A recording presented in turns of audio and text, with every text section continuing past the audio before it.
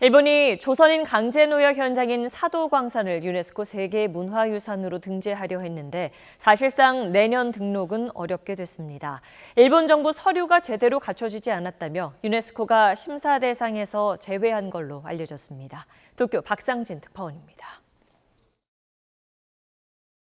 일본 정부는 지난 2월 1일 사도광산의 유네스코 세계유산 추천을 결정했습니다.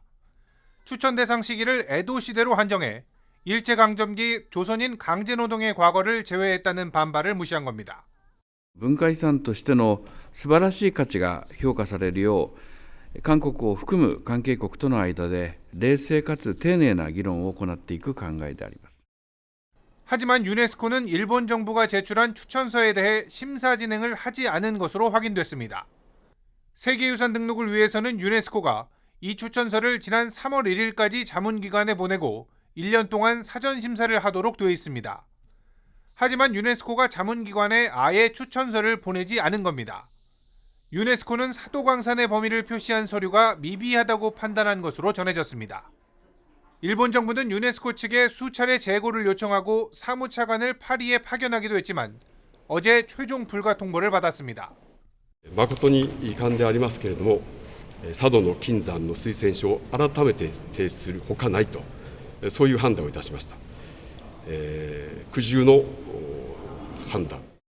기시다 총리는 유감이지만 어쩔 수 없는 일이라며 등록을 위해 노력해달라고 말한 것으로 알려졌습니다. 일본 정부는 애초 계획보다 1년 늦은 2024년 세계문화유산 등록을 위해 추천서를 다시 내겠다는 계획입니다. 하지만 올해 세계유산위원회 의장국인 러시아의 우크라이나 침공으로 회의 자체가 연기된 데다 내년 개최도 미정이라 일본 정부의 계획대로 진행될지는 미지수입니다. 도쿄에서 SBS 박상진입니다.